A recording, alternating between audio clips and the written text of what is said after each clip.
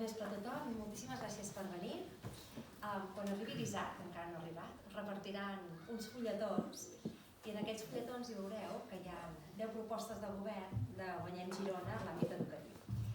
En tenim molts més de propostes, en tenim moltíssimes més, de fet tenim un programa electoral molt extens i molt ampli, però en aquest fulletó que després, quan arribi l'Isaac, us donaran, són les 10 propostes que entre tota la militància han escollit com les 10 propostes que hem de prioritzar i en les quals hi coincideixo molt que són els 10 punts que hem de fer-hi més èmfasi. Avui no parlarem de totes aquestes 10 propostes perquè si no seria una xerrada molt llarga, però sí que parlarem d'alguns d'aquests temes que ens preocupen i ens ocupen en l'àmbit de l'educació. I aleshores en parlarem amb en Roger, amb en Pere i amb la Montse, que agraïm moltíssim la seva presència aquí i tot el seu suport i tota la seva col·laboració per fer possible aquestes propostes, tot el programa i tot el projecte de Guanyem Girona. Us els vull presentar. Primer és en Roger Casero Gombau, que és educador i president de l'AFA de l'Institut Narcís Xifra, que el tenim aquí al Pont Major, per tant, avui en Roger juga a casa. Treballa a la Fundació Plataforma Educativa, és membre també del grup Millora Secundària i membre del CEP, que és el Consell Municipal d'Educació d'aquí Girona, i de fet és president de la Comissió de Planificació Escolar. Després comptem també amb la presència d'en Pere Soler i Massó, que és doctor en Pedagogia i professor titular de la UDG. Té un currículum molt llarg i molt impressionant, però no el llegirem ara tot perquè ens hi estaríem tota l'hora que tindríem aquí disponible. Només direm que la seva activitat docent i de recerca se centra en polítiques de joventut, polítiques d'associacionisme, participació infantil i juvenil i educació en el temps lliure, que és el que coneixem com educació 360, educació a temps complet, educació per tota la vida, té molts noms. I finalment, no menys important, tenim a la Montse Boiganís, que ve una mica lesionada, però crec que aguantarà tota la xerrada. La Montse és tècnica de projectes educatius, és cofundadora de la cooperativa de treball EduXarxa, que està especialitzada en recursos i materials didàctics i programes formatius, sobretot d'àmbit cultural i patrimonial. Corregeix-me si dic alguna cosa que no estigui bé. I desenvolupen projectes educatius transformadors adreçats a centres educatius, instituts, escoles, a museus, entitats o institucions, com podria ser l'Ajuntament, que vulguin facilitar l'aprenentatge de la ciutadania o dels membres de la comunitat. A més tres parlarem d'una sèrie de reptes educatius per fer que Girona sigui veritablement una ciutat educadora. Fa moltíssims anys que tenim el títol de ciutat educadora, des dels anys 90 del segle passat, és que som molt antics que estem aquí, però des dels anys 90 del segle passat que som ciutat educadora, i llavors el que volem és realment que Girona aprofiti bé aquest títol i sigui una ciutat educadora en tots els àmbits i en tots els sentits. És obvi que els ajuntaments no tenim potestat per fer de tot en temes educatius. Nosaltres, per exemple, els ajuntaments no és qui dissenya el currículum escolar que es fa a primària o a secundària, tampoc és qui diu quants professors hi ha a l'aula o quins mestres té una escola, això és competència del Departament, de la Generalitat, però sí que a l'Ajuntament tenim una sèrie d'eines, una sèrie de competències que ens poden ajudar a millorar l'experiència formativa de la gent i l'experiència d'aprenentatge de la ciutadania. I és d'això del que parlarem aquí amb els nostres tres ponents d'avui, els nostres tres experts, centrant-nos en realment què podem fer des dels ajuntaments perquè Girona sigui una ciutat educadora amb majúscules. Aleshores, podem començar amb aquest ordre mateix, començarem amb en Roger, per exemple, i començarem parlant d'un dels problemes que tenim com a ciutat, o almenys així ho indiquen les dades, que és el grau de segregació escolar que tenim, tant a primària com a secundària. El curs vinent tindrem una nova zonificació per a secundària. Fa 2 cursos que ja tenim una nova zonificació per a primària. Aleshores, la pregunta seria, és suficient amb la zonificació per lluitar contra la segregació escolar o què més podem fer a nivell d'Ajuntament, a nivell de ciutat, per aconseguir aquesta igualtat entre tot l'alumnat? Bona tarda. Gràcies primer a Guanyem per l'oferiment o per l'atreviment. Ja valorarem, en tot cas. Sí, perquè hi ha 50-50. I gràcies també Bé, no puc evitar dir-ho, a part de president de l'AMPA del Xifra, soc veí del Montmajor i també soc membre de l'associació de veïns, a més hi ha el president també present, per tant també gràcies per fer un acte al barri de Montmajor, que sí que és cert que potser en clau d'educació aquestes últimes setmanes hem estat una mica notícia, però vaja, tampoc he vingut a parlar del meu llibre, sinó que hem vingut a parlar de ciutat i d'educació, no? Tot i que tampoc hem deixat de fer-ho durant aquest temps. Bé, és cert, hi ha hagut una mica de moviment en la zonificació. Comentaves, no?, la zonificació de primària que es va retocar i ara també la de secundària. Evidentment, la zonificació per si sola no resol res. No deixa de ser la zonificació una eina més de planificació i el que és important és no tant com s'acaba dibuixant, sinó per què s'acaba, no? O sigui, què és el que motiva que s'acabi dibuixant d'una manera i no d'una altra, i tot el treball previ que s'ha de fer, que evidentment això és tasca de planificació, i aquí sí que amb una responsabilitat per part del departament, però també amb una responsabilitat per part de l'Ajuntament de l'àrea d'educació, perquè la planificació és compartida, no? El decret d'admissions així ho marca també unes taules de participació i per tant tot això és important ja no només com es dibuixa sinó tot el procés en el que s'arriba. I és evident que aquí hi ha molts factors que tenen a veure amb com s'acaba marcant el dibuix, perquè el dibuix sí que pot determinar i el que és interessant és poder fer de forma més rica i més plena, diguéssim, tot aquest debat, no? Perquè la llei, jo crec que ja podríem considerar que tenim un molt bon decret, però que potser tenim una insuficient execució, no? O que en tot cas, mirant-ho des de la perspectiva més positiva, diguem que tenim una oportunitat de millorar, el recorregut de millora en l'execució del decret. Perquè precisament en tota aquesta part més analítica prèvia i de participació, amb l'experiència, ja no només a nivell de Consell Escolar Municipal, sinó també amb l'experiència de participar en una taula de participació de la planificació, sí que el tema de participació queda molt petit, no? I per tant en el desplegament, les eines que veritablement han de garantir la participació moltes vegades s'acaben convertint en un tràmit administratiu que s'ha de fer i que s'ha de complir l'expedient i per tant tenir un acte on has convocat la comunitat educativa i se suposa que has parlat d'uns temes, però a efectes reals això no es produeix d'aquesta manera. Perquè és important situar en aquests llocs i amb la comunitat educativa, amb la participació evidentment de professorat, de sindicats, de la pròpia administració, de famílies, etc., doncs de situar quins són els elements que entren en joc en la planificació. I aquests elements són els que han de permetre dissenyar una planificació que pugui promoure l'equitat o fer aquesta erradicació de la segregació, no? I sí que aquí no tot és educació tampoc, perquè mira, precisament ara amb la Cristina, veïna també d'aquí al barri, ella comentava problemes que tenen algunes famílies també per arribar aquí a l'equipament escolar, no? Problemes a nivell de transport, i aquest també és un element important. Quan parlem de planificació hem de tenir en compte no només els elements estrictament educatius, sinó molts altres que afecten els educatius.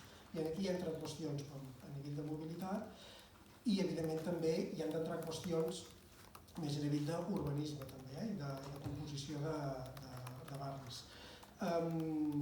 Per tant, diguem que la zonificació és una eina, no és l'única. El pla d'equitat que hi ha aprovat a l'Ajuntament de Girona té una imatge gràfica que és unes personetes amb unes caixes diferents, no? Bé, la planificació és acabar decidint quines són aquestes caixes i on les posem. I a vegades tenim més la percepció que el que fem és anar traient caixes, no? O no posem caixes allà on es necessitarien. Aquesta mirada és important, aquesta mirada, o sigui, abans de la decisió, per mi és molt important tot aquest treball previ que es fa, que és un treball que malauradament, tu també ho has viscut ara últimament a nivell de Consell Escolar Municipal, fem de forma més reactiva que no pas de forma proactiva, no? I per tant, la planificació és un element molt important perquè és el que acaba determinant el futur de l'alumnat, d'on va aquest alumnat, i sí que hi ha elements que hem de tenir en compte. I que alguns, comentaves que amb d'altra gent que també està aquí, que compartim un espai també que és divers, de composició, de millora de la secundària, i un dels elements que posem sobre la taula és que pugui haver-hi una certa previsibilitat de... O sigui, tu has de poder preveure mínimament, quan matricules un infant en una escola bressol, ja no només a primària, quin recorregut farà, no? Que no vol dir que sigui determinant al 100%, però sí que has de preveure uns possibles escenaris, perquè aquesta continuïtat educativa, en totes les etapes, com a mínim obligatòries, tant a nivell d'infantil com de primària com de secundària, s'han de poder projectar. Perquè quan no passa això, es genera molta incertesa.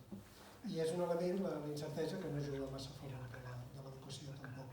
I, per tant, en el disseny de la planificació, aquests elements tenien de ser. La zonificació ha de poder permetre acabar dissenyant uns itineraris en què un alumne de primària sap que quan li toqui fer la secundària pot anar en aquell o en aquell altre centre i que en tot cas també s'ha de vetllar perquè la decisió d'aquell o aquell altre centre, cap de les dues decisions sigui un error. Disculpa per la família, no? Que a vegades sí que tenim també moltes famílies que resignen haver d'anar a un centre que consideren que no hi ha la mateixa qualitat educativa, no? I per tant això també s'ha de vetllar. Per tant, sí que aquest és també un element important, jo crec que s'ha de tenir en compte. Per tant, la zonificació és important, moltíssim. Per mi és més important tot el treball previ que s'ha de fer abans, però també tot el treball posterior que s'ha de fer, perquè la planificació també ha de tenir un element dinàmic. Perquè tampoc es tracta de dir fem assaig error i si m'equivoco m'he equivocat, no? Prenem una decisió, tinguem en compte una sèrie d'indicadors i veiem si aquests indicadors ens generen alguna alerta, potser haurem de retocar aquesta planificació en aquest element dinàmic. Sí que és veritat que en temes educatius els impactes a vegades potser no els veiem fins a cap d'uns anys, però sí que hem de saber situar alguns indicadors claus. I em poso un, i amb això acabaré aquesta part, em poso un que precisament l'hem situat en la situació que viuran famílies d'aquí del barri, que en comptes d'anar a l'institut del barri, doncs ara hauran d'anar a instituts de Girona. Els índexs de fracàs escolar i d'abandonament, d'absentisme, de l'alumnat del sector del barri, amb les 6 xifres són uns índexs baixos.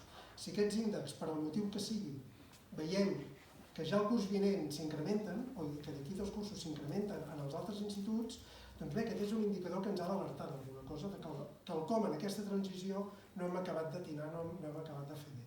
I per tant aquí s'han de poder abocar recursos i evidentment veure si la planificació està ben feta o cal tocar-la. Per tant també aquest element de dinamisme, perquè també moltes vegades tenim la sensació de dir molt bé, ja tenim un mapa i aquest mapa que tiri molts anys, no?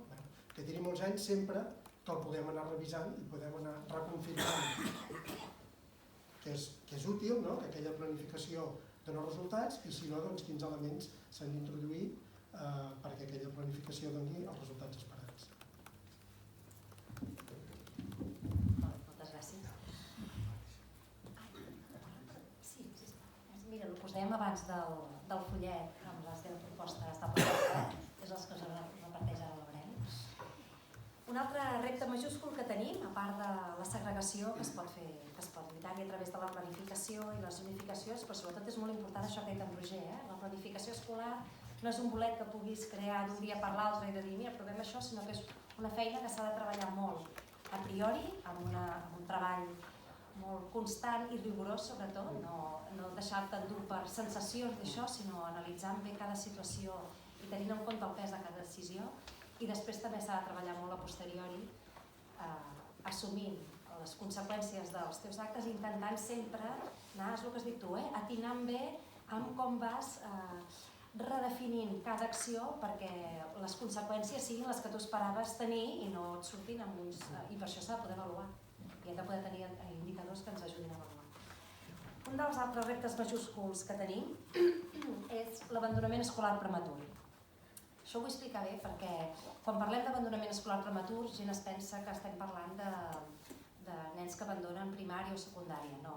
Hi ha uns protocols molt ben establerts per fer el seguiment del que és l'educació obligatòria i aleshores quan hi ha absentisme s'activen una sèrie de protocols. Quan es parla d'abandonament escolar prematur es parla de nens o joves que havent acabat l'ESO no segueixen amb la seva formació, no segueixen un itinerari formatiu per tenir estudis postobligatoris o no acaben, sí que comencen però no acaben aquests estudis postobligatoris, que poden ser cicles formatius, batxillerat, universitat, el que sigui. Aquests estudis postobligatoris, que podem pensar d'entrada que no són tan importants com els obligatoris, en realitat ho són molt perquè determinen moltíssim el futur, no només laboral, de la persona. Està demostrat que joves sense titulació més enllà de l'ESO són adults amb més dificultats de desenvolupament social i econòmic. Per tant, des de l'Ajuntament, això també és una cosa que l'Ajuntament té competències i té moltes eines, des de l'Ajuntament què podem fer per evitar generar aquesta exclusió de cara a l'adult que s'ha quedat sense una titulació més enllà de l'obligatòria. Teniu a les mans és un decàleg, són 10 punts, és un decàleg. El grup aquest de millora secundària també es va generar un decàleg, també us convido que el podeu veure, però sí que fruit de la segona jornada que es va fer l'any passat van sortir 9 punts i aquests 9 punts, entre d'altres, hi havia evidentment la importància de la planificació, que és el que hem parlat, també el reforçar el vincle en el pas de la primària i secundària, que tangencialment també ho hem comentat ara i que és un element important, però hi ha un altre punt, el cinquè dels nous, aquí no van fer un decàleg, però cada nou, que diu l'acció tutorial la clau de volta. Perquè sí que és cert que quan parlem d'abandonament, fracàs escolar, quan no es segueix amb la postobligatòria, no té tant a veure amb la postobligatòria, sinó el que ha passat amb l'obligatòria. I per tant, moltes vegades és fruit d'un nou cas o d'una mala experiència aquí, amb l'etapa obligatòria i sobretot a la secundària, que és una mica el punt crític. Llavors, sí que aquí és important, evidentment, reforçar tota aquesta acció tutorial, que inclogui també un element que també defensem molt, que és el paper actiu de les famílies.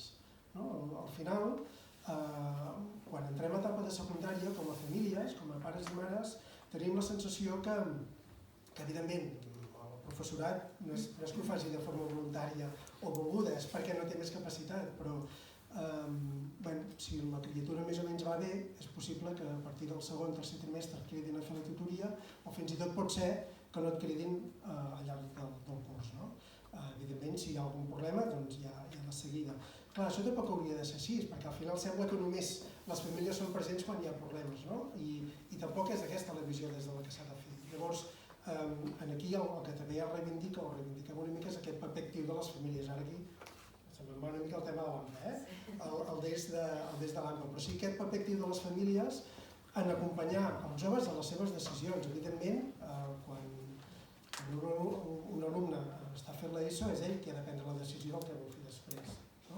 I el paper de la família és acompanyar, i aquí és també intervenir en l'acció tutorial, però també l'acció tutorial a dintre del propi centre. Penso que ara ja es podrà fer un pas que també s'haurà de gestionar bé. El titular fa bona pinta, però llavors hem de veure la gestió, això és com el decret.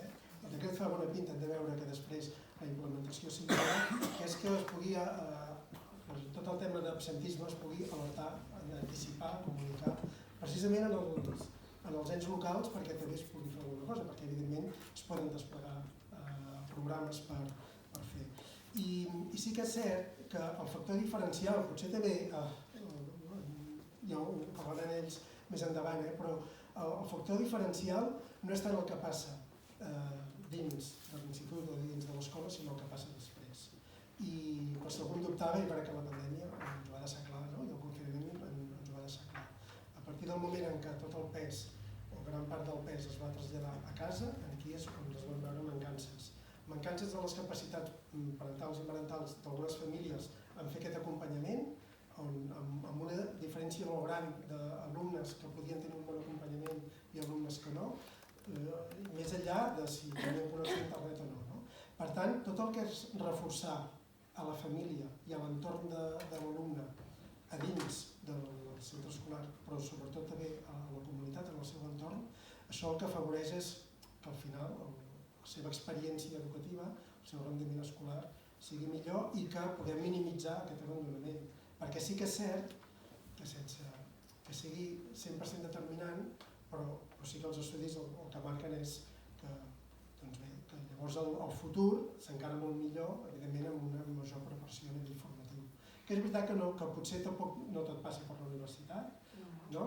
És veritat que també, aquí s'està dignificant molt tot el tema de l'FP, que a més doncs, és el futur que també tindrà el xifra, però que sí que aquests són factors que s'hi ha de poder intervenir en el que passa més enllà del factor docent en relació a l'alumne a dins de l'institut i en el seu entorn.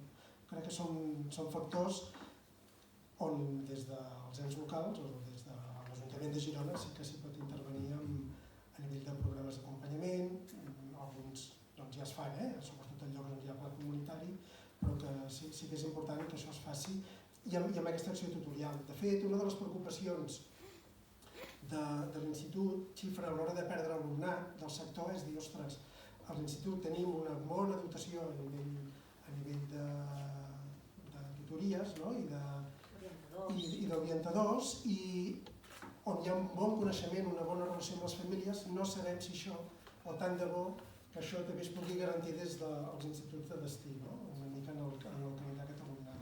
Aquests elements són importants i aquí jo crec que més enllà del departament, també des de l'Ajuntament de Girona s'estan fent coses, se'n poden fer moltes més. Com un exemple, també per donar dades, jo que vaig participar per primera vegada aquest curs a la taula del pla comunitari, a la taula institucional del pla comunitari, d'aquí del Construïm Ponts, vaig quedar una mica parat perquè el pressupost és de 40.000 euros i vaig pensar, ostres, 40.000 euros de seguida te'ls has gastat. O sigui, que vulguis contractar un professional per fer qualsevol cosa, de seguida te'ls has gastat. I sí que va haver-hi una petició en què evidentment aquí es requereix un increment de la dotació amb corresponsabilitat evidentment per un costat i l'Ajuntament per l'altre. Perquè és precisament, per exemple, aquí, en aquest sector, també en d'altres on hi ha pla comunitari, on a través del pla comunitari es poden desplegar tots aquests recursos que han de poder minimitzar aquest abandonament. Molt bé, moltes gràcies. En Roger ha introduït uns quants temes com l'educació fora de l'escola, que ara també en parlarem molt i extensament amb en Pere, el pla comunitari. Hi ha molts barris que no tenen pla comunitari, però que segueixen necessitant, perquè és una necessitat de l'alumnat, que segueixi ben aquesta figura del tutor, de l'orientador, de l'acompanyament, no només a l'alumne, sinó també a la família. Això és molt important per intentar reduir les taxes aquestes d'abandonament escolar prematur i que tenim i que és una realitat i que ens ha de preocupar.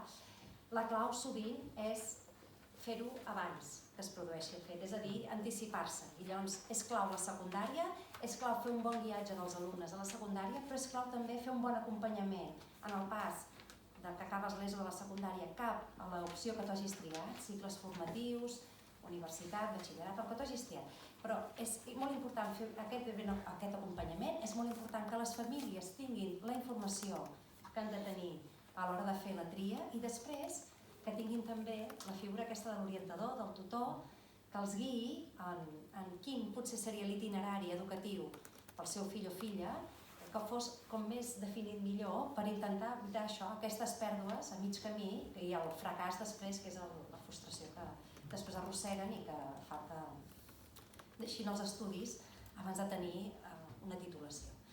Però bé, agafant el guant que ens ha fet aquí en Roger amb l'educació més enllà de l'escola, més enllà de l'horari lectiu, és el tema estrella que tothom en parla des de fa anys, l'educació 360, l'educació al llarg de la vida, l'educació a temps complet. De fet, l'horari no lectiu, el que entenem per extraescolars, casals, formació en el lleure, formació artística, és realment on es generen més desigualtats en l'aprenentatge. Hi ha molts estudis, però per exemple n'hi ha un que crida molt l'atenció, que és aquest càlcul que fan, que entre un nen que té accés a extraescolars, casals, etc., hi ha 6.000 hores d'aprenentatge de diferència amb un nen que no té accés a aquestes activitats fora de l'horari lectiu. Aleshores, aquest és un àmbit on l'Ajuntament sí que hi té totes les competències i on l'Ajuntament més hi pot incidir per revertir aquest greuge i dotar d'equitat i d'oportunitats educatives a tota la població. Aleshores, com que tenim en Pere, el volem exprimir al màxim, i aleshores m'agradaria que en Pere ens il·lustrés i ens parlés de la importància de l'educació més enllà de l'horari lectiu i per què és tan important actuar per fer arribar tot aquest aprenentatge extra, tot aquest aprenentatge que no està inclòs dintre del currículum escolar, a tothom, a tot l'alumnat. Sí. Bé, bon vespre a tots i a totes. Gràcies per convidar-me, fonamentalment perquè jo espero parlar poc i espero escoltar-vos molt. Per tant, la meva idea no serà fer una intervenció llarga, sinó escoltar els altres companys de taula i espero, no sé si està previst o no, però jo m'atreveixo a dir-ho, tenir l'oportunitat de dialogar amb els que esteu assistint a l'acte. Bàsicament perquè alguns us conec i sé que podríeu estar perfectament on estic jo, sabeu perfectament del tema que parlarem, teniu experiència pràctica viscuda i per tant espero que tinguem oportunitat de dialogar i de debatre si es dona l'oportunitat també. La Caral em deia que parlés de l'educació més enllà de l'escola, no? I per què és important. Jo porto, no sé si ho faré servir o no, però jo porto 5 idees i 5 i 5. 5 vol dir 5 idees clau que vull dir-vos i l'última idea es desenvolupa en 5 més. Per tant, no serien 25, sinó que serien 5 i 5. Però abans de fer això vull fer un previ que l'improviso ara perquè m'ha ve de gust. Per què és important l'educació més enllà de l'escola? I jo crec que hi havia una dita que no recordo ara qui la va dir, no em malinterpreteu amb el que diré ara, però la dita deia l'educació és allò que ens queda quan ens hem oblidat del que hem après a l'escola. Ja podem parlar i marxar, doncs. Està tot dit? Per què és important? Home, perquè la vida és el que passa fora de l'escola, no és el que passa dintre. La vida és el que passa fora de l'escola. I amb això no vull dir que l'escola no sigui important, que jo us explicaré després. L'escola continua tenint un paper central encara. L'encara el poso subratllat perquè no tinc clar que d'aquí un segle, si encara hi som, el continuï tenint. I això va molt ràpid, més del que ens pensem. En Roger ha explicat moltes coses, les comparteixo totes. I el que diré ara no és una crítica en Roger, ni molt menys. És una crítica al sistema que tenim establert. I jo seré una mica utòpic, però és que penso que si en aquestes xerrades no ens atrevim a dir coses que no passen habitualment, és que no té sentit, no? Jo vull provocar més aviat, no? Encara parlem molt de zonificació escolar. Parlem massa d'alumnes.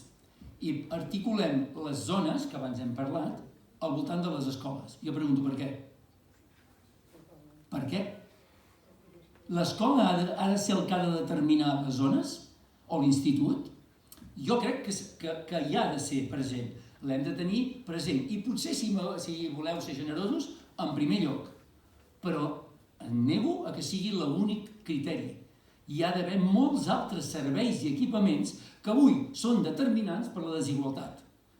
A les zones hauríem de tenir en compte quins equipaments educatius, culturals, socials, esportius hi ha en aquell territori. Perquè si no tenim en compte això, estem fent unes zones que es pensen que els nens s'eduquen només 5 hores al dia. I tots sabem que això és mentida. Tots sabem que és mentida. I sabem perfectament que els nens i les nenes s'eduquen tant o més fora de l'escola. A l'escola hi aprenen alguns continguts procedimentals, attitudinals i conceptuals que dèiem fa un temps, no? Sí, és veritat, és important per la vida. Sí que és important per la vida. Però si això funcionés i funcionés bé, tots els nens sortirien de l'escola igual. Perquè tots els nens que van a una escola passen les mateixes hores dintre de l'escola. Tenen els mateixos professors d'aquella escola. Teòricament hi ha el mateix projecte educatiu. I en canvi, en aquella escola o en aquell institut, quan acaben, què passa? Home, doncs que n'hi ha alguns que ja només d'entrar sabíem que continuarien i arribarien a la universitat, i n'hi ha alguns que, malgrat a tots ens costi molt admetre-ho, pronostiquem que si no passa un miracle, el seu futur està escrit. No arribarà segons a on. Perquè sabem quina família té, perquè sabem quin habitatge té, perquè sabem quina cultura tenen els seus pares i les dificultats que tindrà per encaixar amb el nostre sistema, perquè sabem que no hi ha recursos a darrere que garanteixin això i perquè sabem, malauradament, i és una altra idea afegida, però que també és important, que la millor política educativa és una política social forta, valenta i atrevida. I si això no hi és, l'escola no fa miracles. L'escola fa el que pot. El professor o professora que està a l'aula fa el que bonament pot. 5 hores al dia, que no són res. És una cinquena part del dia. Cinquena part del dia. Que si ho tenim en compte amb els dies festius, ens quedem amb un terç. I si tenim en compte amb els dies de l'any, ens quedem amb la meitat d'aquest terç d'aquesta cinquena part. És a dir, una misèria. Una misèria. A on passa realment tot? Tot passa quan aquest cotxí hi és, jo no dic que no hi sigui i que no hi hagi de ser, però que això vagi acompanyat d'una família amb uns recursos culturals, amb un entorn on hi hagin estímuls i oportunitats d'aprenentatge, on puguis relacionar-te amb companys i companyes de diferents cultures, però amb unes pautes d'acció i d'interacció que a vegades, potser en determinats moments, necessites que vinguin determinades, estimulades, provocades, ajudades, compensades per algun professional i a vegades, si l'entorn és suficientment saludable, això passa espontàniament. I en zones de la ciutat on aquestes coses hi són. I en zones on no hi són. Hi ha nens i nenes que van a l'escola, surten i el màxim que poden fer és sortir al carrer a tirar xuts amb una pilota a la porta d'un portal. I s'ha acabat. I no hi ha més interacció. Hi ha famílies que quan surten tenen un pla extraescolar que jo no comparteixo, no estic dient que els nens hagin de tenir un segon programa, no em malinterpreteu, un segon programa alternatiu al costat. No estic dient això, però sí que dic que hi ha nens que surten d'allà i aquesta mateixa pràctica doncs la faran amb un equipament tutoritzat, amb uns professionals, amb uns materials bons, on podran experimentar lliurement, però tindran algú que els estimularà, després acabaran, aniran a aprendre una segona llengua, després acabaran, aniran a practicar en una escola de música i després acabaran al vespre i tindran tot el suport educatiu que necessiten amb els pares o la mare. I aquí és on hi ha la diferència. Aquells, malgrat les coses hagi set bona o dolenta, l'aprenentatge l'assoliran. Els altres, malgrat l'escola hagi set bona o dolenta, l'aprenentatge es quedarà amb allò que ha fet l'escola. Pur i ras. I si no ha set pas molt i molt bo, allò anirà a menys. No hi veurà sentit, no es connectarà amb la realitat, no farà connexions necessàries perquè l'aprenentatge sigui sòlid i acabi sent significatiu, i un curs darrere l'altre. I això és el que hi ha. Tot això era un preàmbul. No són les 5 idees, No són les 5 idees i vaig per feina, sort que ho tinc estructurat, perquè si no m'allargaria, i he dit que jo havia de parlar poc. Primera idea, és òbvia. La desigualtat educativa fora de l'escola, no insistiré. Primera idea, ja l'ha dit ella, l'acabo d'explicar ara a parades paràmetres, i alguns dels estudis, allà citat les hores, diuen que hi ha un 20%, jo no tinc les dades de l'estudi, però em crec, i fins i tot em podria creure que és més, un 20% d'infants i adolescents sense oportunitats educatives fora de l'escola. Això vol dir de cada 5 famílies, una. Que no té oportunitats educatives fora de l'escola. Que surt i, allà s'acaba tot el seu espai educatiu saludable perquè ni la família, ni les activitats planificades, ni les activitats lliures, ni l'entorn, ni el barri, ni l'urbanisme que té afavoreixen que hi hagi aquests espais d'estimulació i d'enriquiment a partir de la pròpia vivència, no?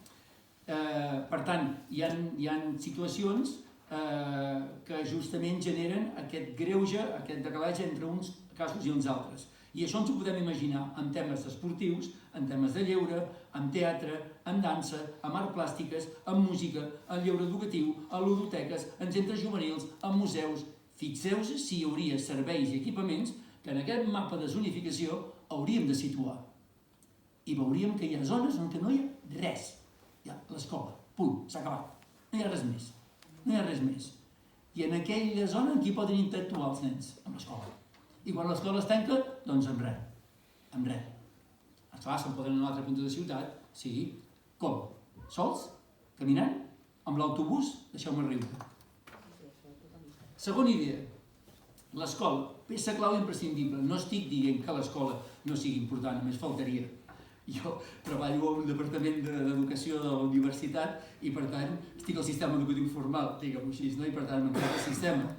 Però l'escola avui jo posava, és una peça imprescindible, però potser ja no suficient per garantir una educació equitativa i de qualitat.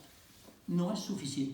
Per tant, a l'escola no en fem prou. Si tenim un mínim d'interès per l'equitat i la qualitat, l'escola ja no hi arriba.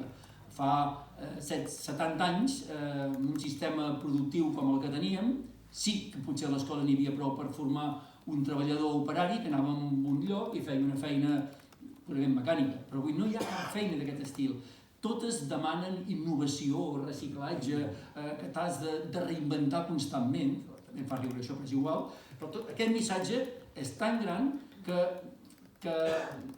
la necessitat de tenir uns aprenentatges sòlids i que els puguis reformular, per tant necessites unes destreses que anys enrere potser no requeria el sistema en el món en què vivíem, no n'hi ha prou aprenent uns continguts, necessites altres habilitats i s'exerceixen i s'exerciten fora de l'escola, en la vida diària de cada dia, enfrontant-te, dialogant, sortint, passejant, fent coses, i això és el que molts nens i nenes no tenen oportunitat.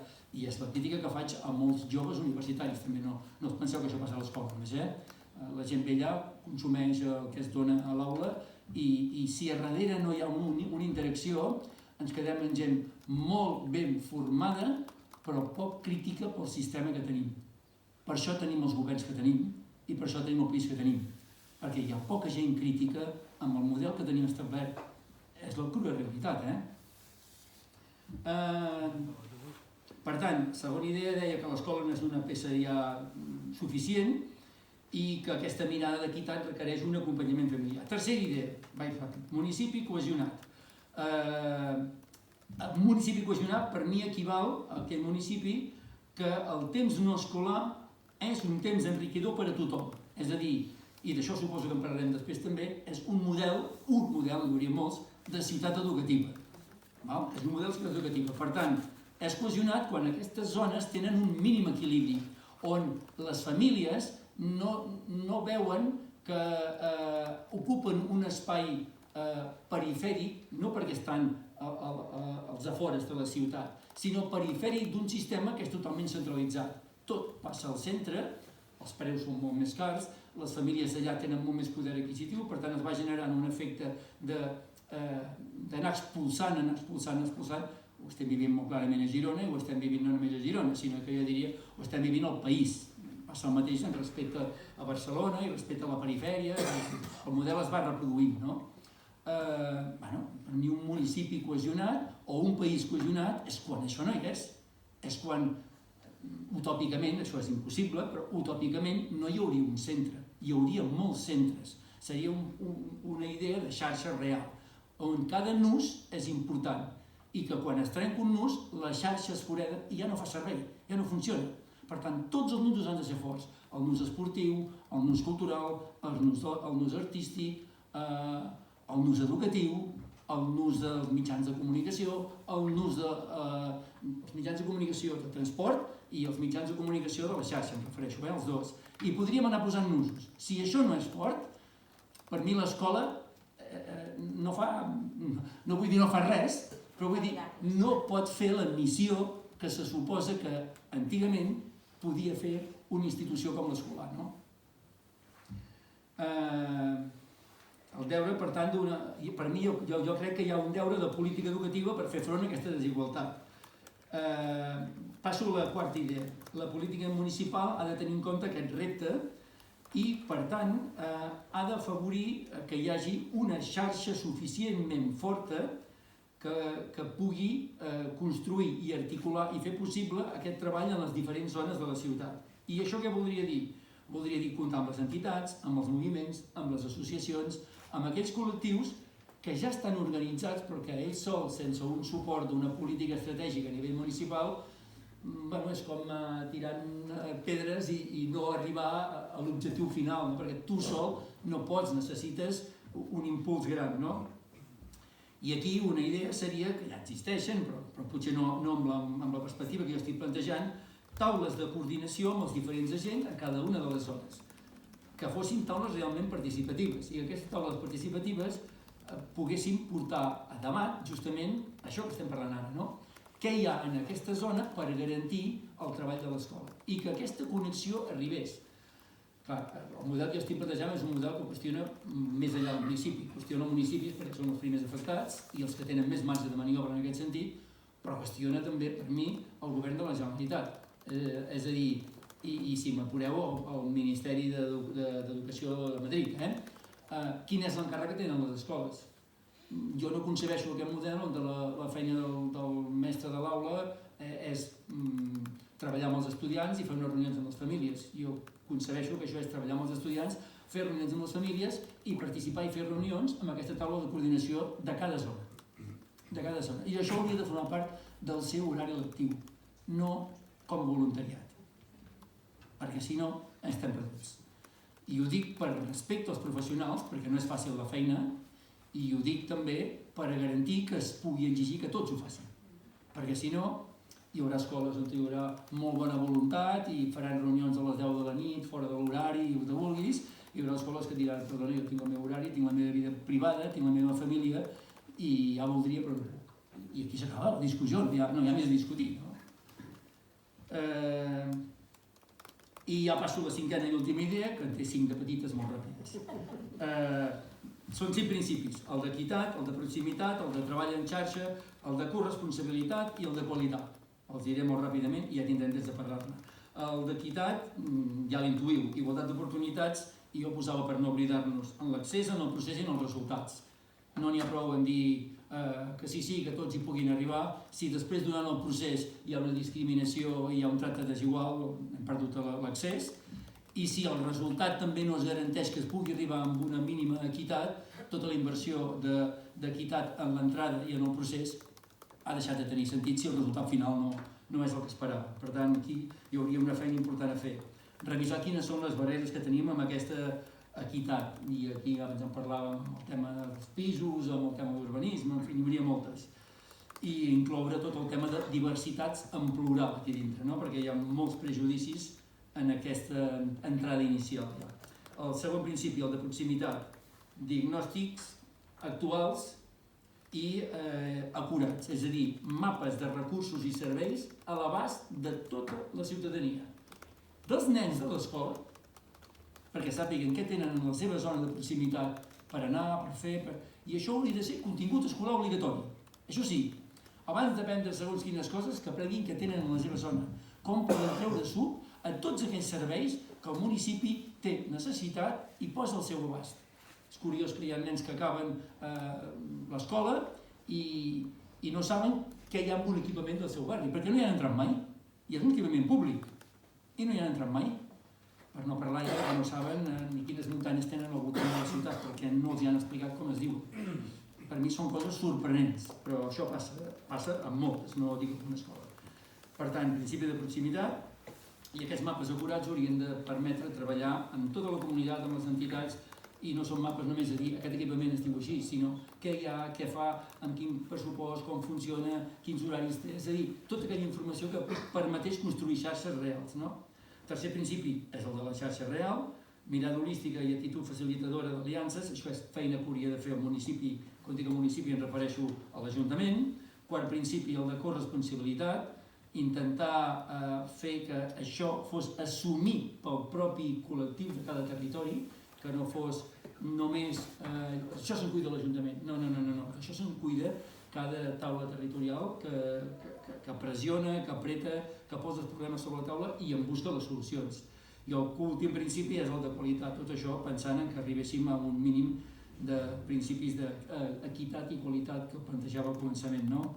Vetllar per la personalització, sintonia amb la connexió a escoles, instituts i en tota aquesta xarxa, i això amb un suport pedagògic que jo crec que hi hauria de posar al municipi de la seva part per garantir que hi hagués personal que afavorís i fes que tota aquesta xarxa fos dinàmica, activa i ben connectada. He anat molt ràpid al final perquè si no... No, m'ha encantat. sigut excel·lent. De fet, després amb la Montse parlarem també de molts d'aquests temes, de com fer que la ciutat, tota la ciutat sigui educadora i aprofitar totes les oportunitats. Tenim una ciutat molt rica en entitats, tenim una ciutat molt rica en equipaments i de vegades és el que dius, no els coneixem, no els fem servir, no en traiem el màxim profit i això s'ha de poder vertebrar i s'ha de poder coordinar bé des de l'Ajuntament perquè tots fem la mateixa feina conjunta i tots tinguem la mateixa mirada també pedagògica a l'hora d'actuar. Però també enllaçat amb això, com que aprofitant que estàs a la universitat, hi ha uns projectes molt interessants a la universitat, n'hi ha molts de projectes interessants a la universitat, però després hi ha els projectes que anomenem d'aprenentatge-servei, que vinculen molt l'aprenentatge amb un servei dintre de la ciutat i llavors també es vinculen molt amb entitats que ja fan activitat dintre la ciutat. Aleshores, la meva pregunta és, des de l'Ajuntament, perquè la universitat ja ho fa ara tots aquests projectes d'aprenentatge-servei, però la meva pregunta és, com podem des de l'Ajuntament facilitar aquestes sinergies entre la universitat i les altres entitats que ja fan treball i com podem treure el màxim profit de tots aquests projectes d'aprenentatge-servei perquè realment reverteixin a favor de tota la ciutadania i reverteixin no només en coneixement, sinó també en això que estem dient ara de portar l'educació més enllà del que és el centre. No és una pregunta fàcil, jo honestament t'hauria de dir que no ho sé perquè si ho sapigués potser ho hauria fet, però deixa'm-ho matisar, però clar, a mi m'és més fàcil respondre què hauria de fer la universitat perquè conec els intríngulis de la universitat, sé com funciona, sé els punts dèbils i sé les fortaleses. De l'Ajuntament intueixo els punts dèbils, intueixo les fortaleses, algunes les he constatat a la pròpia pell, però no conec tant la casa per dintre com per dir exactament quins detalls d'estructura haurien de canviar. Però algunes idees apuntaré, no?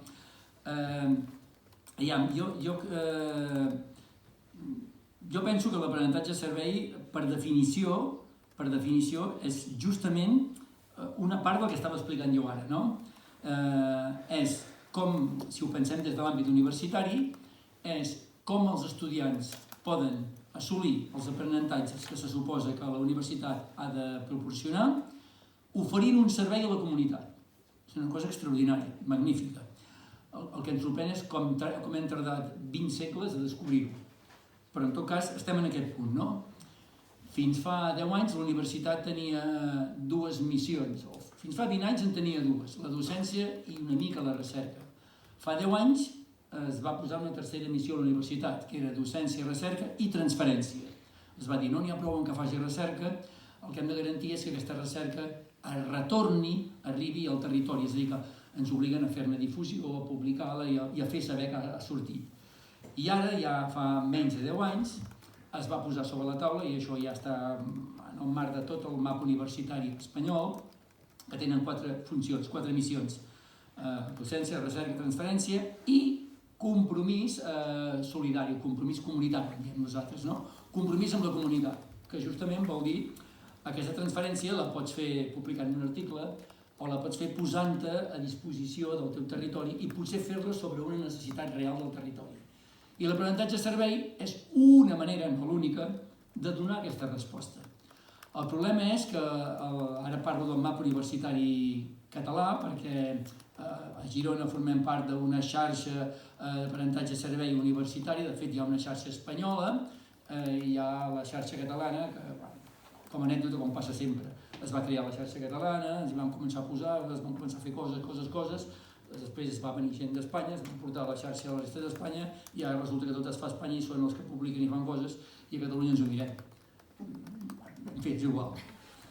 Em poso trist quan veig aquestes coses perquè això m'ha passat amb diversos... Sí, obríem un meló, per això ho dic. M'exalto perquè això està passant en moltes, no en el meu àmbit, sinó en molts altres que ho estic veient i em dol i em sap greu i em fa pena, però és la pura realitat. En tot cas, l'aprenentatge-servei, amb les demés universitats, en poc temps han fet un recorregut molt gran. Moltes han creat oficines d'aprenentatge-servei a la pròpia universitat que fan aquest pont, fan de pont entre aquelles propostes que la universitat ha pensat, ja sigui perquè són treballs finals de grau o de màster, ja sigui perquè són ofertes de pràctiques possibles que els estudiants necessiten pel seu aprenentatge i que pensen que poden encaixar amb alguna necessitat del territori. O ja sigui perquè hi ha professors que han donat voltes a la seva assignatura i han pensat en un escenari que podria ser un bon aprenentatge. Perquè la gràcia de tot plegat és que no és anar a fer un simulacre no és anar al costat d'un professional, que això és fet pràctic, com les pràctiques que ja fem de tota la vida, que està fent una feina i veure com la fa. No estem parlant d'això. Estem parlant que jo tinc una necessitat, no tinc personal per donar-hi resposta, no tinc recursos per fer un encàrrec, i en canvi aquell entorn real és un espai òptim per viure una experiència d'haver d'afrontar un repte i donar-hi una resposta. Llavors jo proporciono, vull dir l'Ajuntament, vull dir l'entitat, l'associació, proporciono l'escenari ideal perquè l'estudiant hi vagi i faci el que pugui. Però fent el que pugui s'enfrontarà contra la vida crua i dura, diguem-ho. Tindrà dificultats, i sortirà malament, poder no sortirà bé. No, sí, home, hi ha escenaris en què podria fer mal. Si ha de fer mal, doncs és un bon escenari d'aprenentatge de servei. Però si fent allò no surt perfecte i no passa res greu, l'escenari ha estat boníssim, perquè una mala experiència pot donar lloc a un aprenentatge extraordinari. I un resultat fantàstic pot donar lloc a un aprenentatge molt petit. Per tant, no hem de valorar en funció del resultat, hem de valorar en funció del procés que ha viscut l'estudiant. I això és la feina que ha de fer el professor. El municipi, l'Ajuntament, el que hauria de proporcionar són aquests espais, aquestes oportunitats, com abans deia també, d'aprenentatge. I com ho pot fer? Jo m'imagino que l'Ajuntament deu tenir 50 milions d'estudis que li agradaria fer i no té recursos per encarregar. Els estudiants, nosaltres tenim 50.000 estudiants cada any que fan treballs finals de grau i de màster que no us explico de què els fan. És tan fàcil com posar això sobre la taula. I és tan fàcil com això, però és que jo sàpiga, no hi ha cap taula permanent de debat sobre això a la universitat, que jo sàpiga. També pot ser que jo visqui a la Lluna i no me n'hagi enterat, però ho dubto. Permanent, No vull dir que una vegada, un dia, haguéssim parlat no sé qui, no. Vull dir que cada any s'actualitzi, es renovi, arribin, hi hagin demandes, hi hagin canals de comunicació en aquest sentit. Aquesta és una necessitat. Però n'hi hauria 50 més, després hi ha totes les diferents àrees, a mi se m'acudeixen les del meu àmbit, però n'hi podrien haver d'àmbit científic i tecnològic, fantàstic, tant o més que el nostre, no? Però del meu àmbit, en polítiques socials, des de treball social, nosaltres a la meva facultat tenim educació social, treball social, psicologia i pedagogia i magisteri. Home, d'aquests 5 estudis, a nivell escolar, això que parlàvem ara, mapes de zones, no? Treballs que facin propostes sobre això. Però no tot han de ser estudis, no tot es limita a encarregar-lo, com és el més fàcil, no? Fes-me un treball sobre això. No, perquè l'estudiant, diguem que per ell no serà el millor aprenentatge de servei, perquè acabarà fent a casa sol davant de l'ordinador, s'enfrontarà amb reptes, però el bo és quan això ho fas al terreny, no? Ara em ve al cap l'experiència típica que ha fet una companya de la meva facultat en biblioteques escolars. Les biblioteques escolars sovint acaben sent espais que han passat a la història, diguem-ho així. Serveixen de magatzem moltes escoles. Doncs tu podries dinamitzar una biblioteca escolar, però qui la dinamitza? Els professors tenen els horaris que ja no saben d'on treure hores. Doncs és un encàrrec, un repte de dir, durant un semestre, tu estudiant de magisteri, dinamitzes una biblioteca escolar, converteix aquest espai en una oportunitat educativa. Com la facis és el teu treball. I aquí l'imaginació. Pots convertir la biblioteca en un recurs bibliogràfic amb llibres o pots convertir la biblioteca en altres recursos que no tot pivoti al voltant del llibre. Pots fer un horari d'obertura abans, durant o després. Pots fer que sigui un espai on t'arribis, hi hagi el que hi hagi i tu et mous lliurement, o pots fer que sigui un espai, arribis i hi hagi uns horaris i hi hagi unes activitats. I aquí, amb el que acabo de dir ara, si creueu tot, surten moltíssimes idees possibles a fer, que poden ser treballs i que vol dir que aquest estudiant va allà i ho fa, i ell hi dedica hores, i no escriu un projecte, sinó que el porta a la pràctica, no? En tema urbanístic, els estudiants d'arquitectura d'aquí a la facultat podrien fer moltíssimes coses i suggerir propostes de millora de moltíssimes coses. Amb el tema dels estudiants de química, amb el tema ecològic que tenim ara, amb els reptes que tenim, amb els enginyeria de l'alimentació, amb el tema de les escoles i l'enginyeria d'alimentació, o amb residències de gent gran, és que a la universitat tenim professionals pràcticament de tot, en tots els àmbits. Com articular-ho? Jo crec que no ha de ser difícil. El que fa falta és que hi hagi algun espai, un temps i uns referents de trobada, tant per part d'un cantó com de l'altre. Però és obvi l'enorme possibilitat que tindria això portada a la pràctica. Exacte, és qüestió de voluntat. És qüestió de veure que l'Ajuntament ha de fer primer aquesta primera feina, de detectar tots aquests possibles escenaris susceptibles, que siguin susceptibles d'aprenentatge servei, i aleshores en aquestes taules permanents s'hauria de poder definir bé com es poden crear aquestes sinergies per treure el màxim rendiment de la sort que tenim de ser una ciutat universitària, que no totes les ciutats ho poden dir, i després aportar per la Universitat de Girona tot l'escenari enorme que tenim dintre de la ciutat com a base de proves, d'assaig i error amb coses que ens puguin funcionar bé per la ciutat. I aprofitant això dels projectes d'aprenentatge servei que a la universitat estan molt extesos, passarem amb la Montse ja. Estàs bé? Sí? Sí.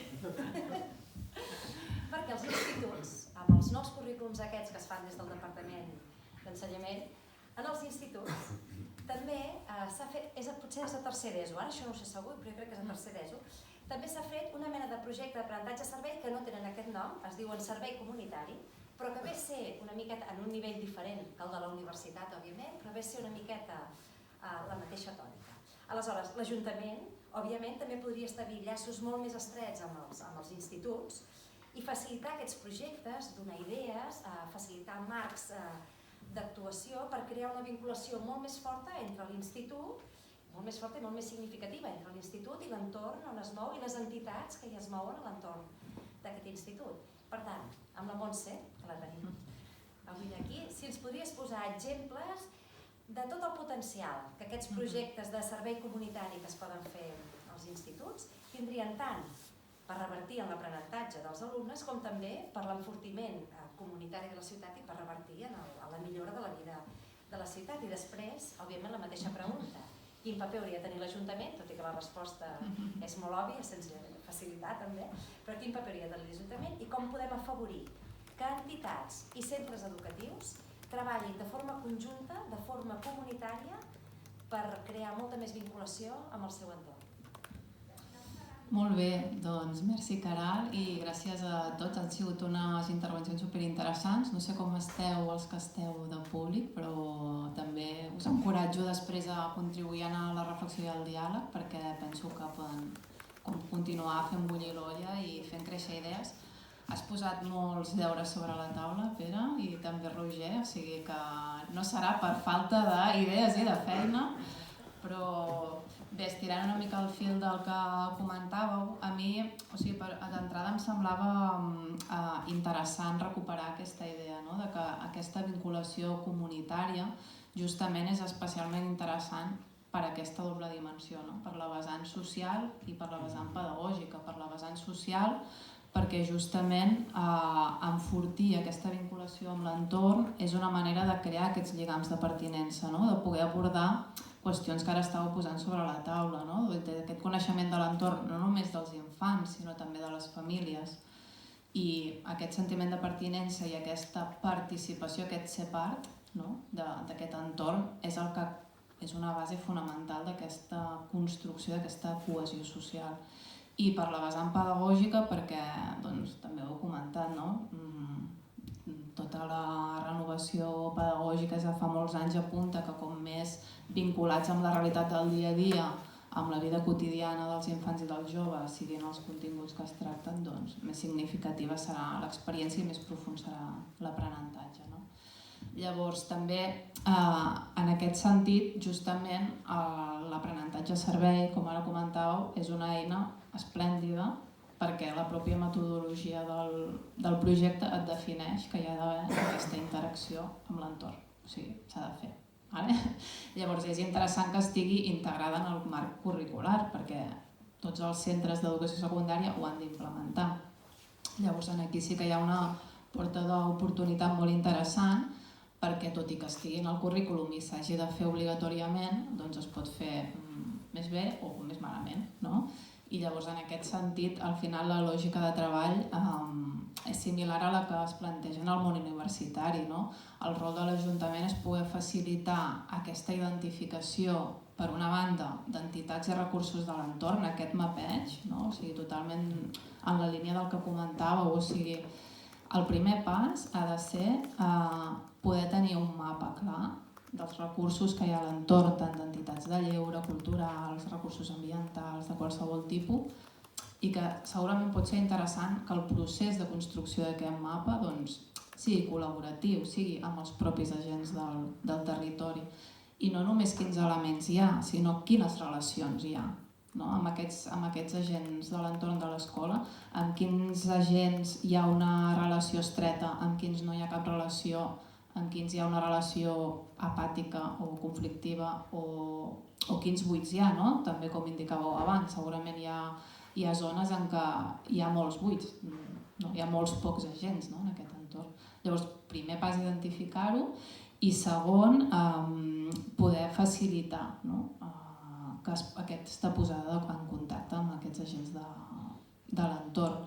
I això, evidentment, requereix, com ja s'ha dit, no? De temps i d'energia i de posar-hi recursos i voluntats. La manera d'implementar-ho, com es fa això, doncs pot haver-hi moltes fórmules, no? Però si des de l'Ajuntament, des del municipi, es vol prioritzar com una línia realment estratègica municipal, és posar-hi temps i recursos, i una manera pot ser crear un petit equip tècnic o una secretaria tècnica puntual, que no té per què ser un equip estable, pot ser per projectes, pot ser de diverses fórmules que acompanyin aquestes taules de treball o aquests espais de coordinació per no generar aquesta sobrecàrrega de feina, no? Ni en els equips docents ni en les entitats comunitàries que moltes vegades estan formades, no? Per voluntariat, i la seva capacitat de treball o de dedicació també és limitada. Llavors, quan pensem en aquesta idea de coordinar, és superimportant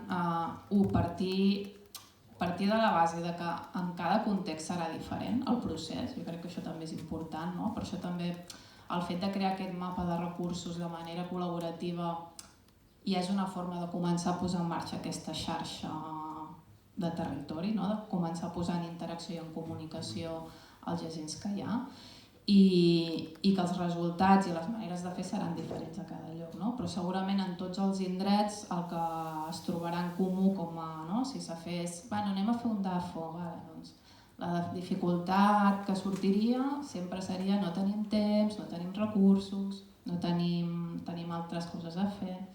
Llavors, donar resposta a això, com a municipi, davant d'aquesta demanda, que és la que hi haurà, que ja se sap que és la que hi haurà, tenir-hi una resposta, i poder facilitar quelcom, alguna eina, a vegades potser és també una metodologia de treball pautada, de dir, és que, mireu, aquesta coordinació o aquesta xarxa, que al final també és veritat que d'entrada a segons quins agents els hi pot sonar quelcom molt abstracte, és dir, no, mireu, us estem proposant concretament fer aquests passos, aquestes accions, aquestes trobades, per aquests objectius que els podem consensuar i que anem cap aquí. Però una mica el fet aquest de facilitar, tant des d'un punt de vista material de recursos com metodològic, també, de que no sembli que s'ha de fer no sé quina cosa supercomplicada, perquè realment és com el que comentàveu ara en el món universitari, potser realment a l'hora de la pràctica, si es té clar, no ha de ser tan complicadíssim. Simplement és que s'estableixi un petit procediment de dir, doncs mira, farem aquest pas, aquest altre i aquest altre. I llavors, a nivell d'exemples, n'hi ha moltíssims. Jo crec que a nivell d'aprenentatge servei en educació secundària, com que és un tipus de treball que s'està desenvolupant, doncs hi ha molta experiència, hi ha molta riquesa, però no sé, nosaltres concretament a EduXarxa vam estar acompanyant un procés que en aquest cas es va fer a Ripollet, però que també és interessant, no? Com per veure aquesta lògica d'identificar reptes d'un entorn i donar-hi resposta. No? I, per exemple, en aquest cas era un repte cultural, no? Del Centre d'Interpretació Patrimonial del municipi, que també porta tota la part de memòria històrica, que estava identificant que hi havia doncs, una generació que ja està morint i que era com la darrera generació que té memòria històrica d'alguns fets del municipi i que no hi havia tampoc testimoni escrit ni en cap format d'això. I hi havia una mica l'angoixa de hem de preservar, hem de recollir aquesta memòria oral abans no es perdi, no? Però alhora soc una tècnica, no? De patrimoni per tot el municipi i no tinc capacitat per fer jo tota sola això. No? Llavors, aquí es va com emergir aquesta necessitat en un context en què s'estava redefinint el pla educatiu de l'equipament i mitjançant també enquestes i treball amb el professorat s'havia identificat doncs, que hi havia ganes de fer més treball col·laboratiu, o sigui, els propis docents, no? De fer més treball col·laboratiu amb els equipaments culturals i poder desenvolupar projectes conjuntament. I aquí va sortir la idea de poder encaixar aquesta necessitat amb el marc del projecte de servei comunitari o d'aprenentatge a servei i d'involucrar els joves de tercer d'ESO d'un institut en què poguessin fer aquesta feina de recollir els testimonis mitjançant entrevistes, amb un enregistrament. I clar, aquí a nivell d'aprenentatge estaven treballant evidentment un munt de competències, perquè era un treball periodístic, historiador, perquè havien de preparar les entrevistes, fer-les, després tot aquest material que es recollia es podia utilitzar pel propi Centre d'Interpretació del Patrimoni o per altres agents del municipi per després, amb els professionals que fessin falta en l'acompanyament, generar contingut de divulgació històrica. I el fet de poder vivenciar un procés així com a aprenentatge és molt potent pels joves.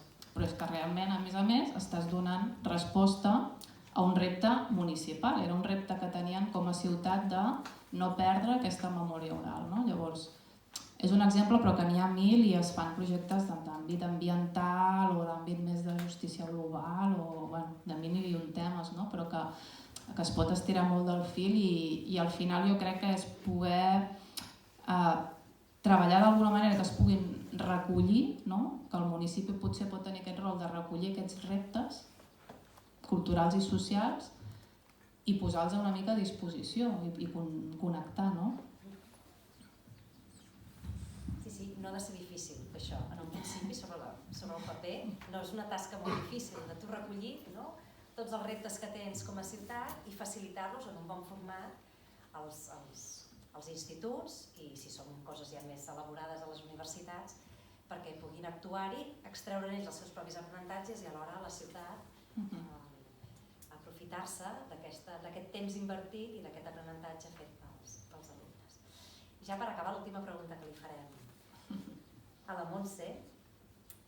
Elles que estan des de DeuxXarxa, que estan especialitzats en fer aquests projectes pedagògics transformadors de ciutats, com podríem fer que tota la ciutat de Girona eduqui, tota la ciutat en bloc eduqui? És a dir, com podem fer que l'educació vagi molt més enllà de l'escola, de l'institut, de la universitat, dels centres educatius que tenim i que la pedagogia, que l'educació estigui present a tot arreu, als carrers, a les places, a l'entorn natural, a les entitats, a tot arreu. Com podem fer aquest títol de ciutat educadora que sigui realment un títol significatiu per Girona? Un gran repte, però sí, però és cap on hem d'anar i jo d'entrada diria, en línia també amb el que hem anat parlant ara, que és important tenir en compte que hi ha d'haver una prèvia, que és aquesta prèvia de la idea de corresponsabilitat, o sigui, partir d'aquesta idea de compromís i corresponsabilitat. Jo a vegades penso que hi ha paraules que a vegades es fan una mica grandiloqüents, com ciutat educadora, que se'n fa tant d'ús i abús que a vegades sembla una paraula buida, però que si ho penses, la idea de fons és molt senzilla i és la que ve d'aquella famosa cita africana, que per educar un infant cal tota la comunitat.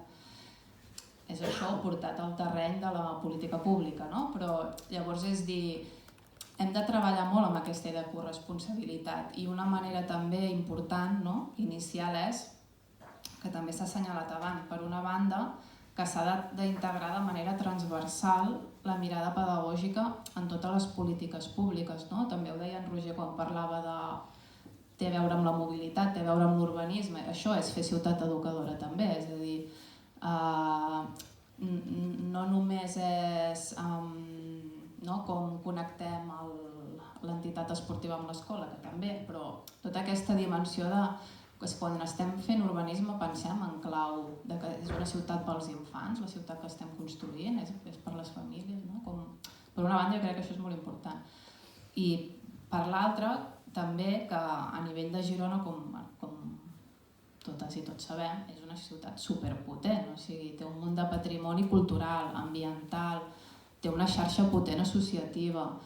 Llavors aquí és treure tot el suc possible i hi ha moltes eines i maneres de fer-ho, no? Des de formes més senzilles com pot ser facilitar, no? A través de l'articulació d'aquestes petites xarxes educatives locals, que hi pugui haver molta interacció i que es puguin fer activitats educatives a dins de les aules en què les dinamitzin agents de l'entorn, que els infants i joves surtin més sovint de les aules per fer activitats amb equipaments i associacions i entitats del seu entorn, no? Des d'aquest nivell, des de propiciar la creació d'aquest tipus de projectes col·laboratius, no? Que tenen una eina, pot ser l'aprenentatge servei, però hi ha moltes altres eines, hi ha moltes altres maneres de fer processos i projectes col·laboratius entre entitats.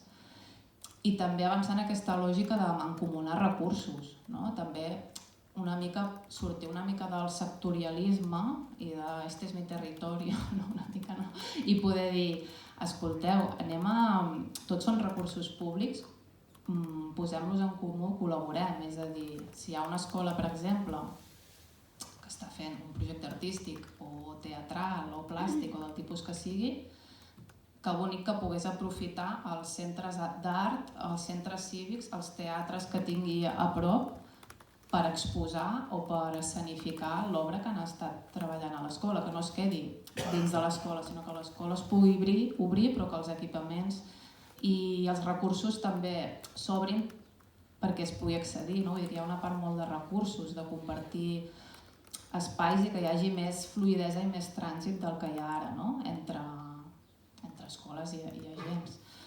Després hi ha eines molt concretes que es poden aprofitar i inventar, no? Una mica, per exemple, hi ha la iniciativa del passaport d'un auta, que segurament molts de vosaltres coneixeu, que és un punt de partida, és una eina, però que aquesta eina es pot sofisticar, es pot enriquir, es pot pensar en una lògica similar per crear algun tipus de recurs o de sistema que faciliti que els infants i les famílies coneguin i facin ús dels recursos del seu entorn en aquest temps no lectiu que comentàvem abans, no?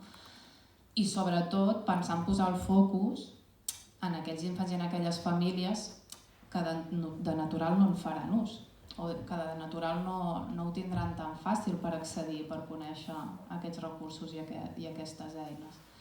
Perquè si ens limitem a generar eines que siguin molt dirigides a un cert perfil d'alumne i de família, segurament seran alumnes i famílies que ja anirien algun dia al Museu del Cinema o al teatre o on sigui que volguessin anar, no? I llavors posar el focus amb el format, amb el llenguatge, amb la manera com es fa arribar la informació perquè sigui accessible al màxim ventall de població, no? I sobretot en aquests potser barris o llocs més exclosos.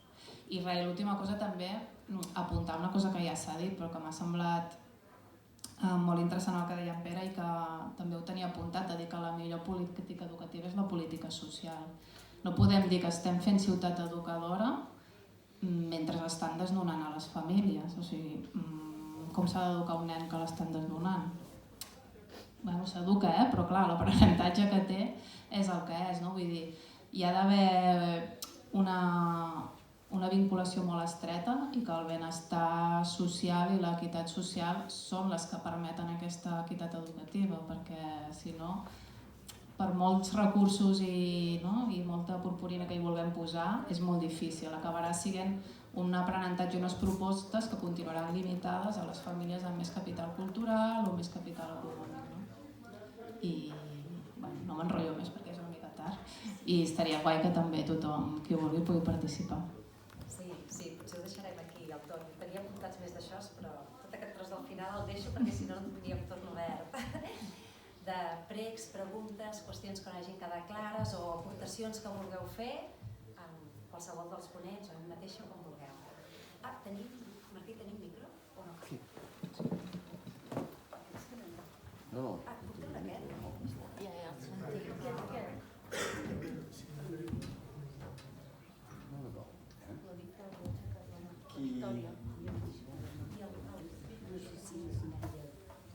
Està obert? Sí. Bé, jo vull plantejar un parell o tres de coses sobre el que heu dit d'aprenentatge a servei. En primer lloc, a Girona en aquests moments s'estan fent programes d'aprenentatge a servei, concretament amb entitats i concretament amb l'entitat Òmnium Gironès s'està portant un programa, jo crec molt interessant, que l'Albert bé el coneix, que és l'Arrel Arreu Contes. I és precisament aquest programa està pensat per nois acabats d'arribar, per tant que no dominen el llenguatge.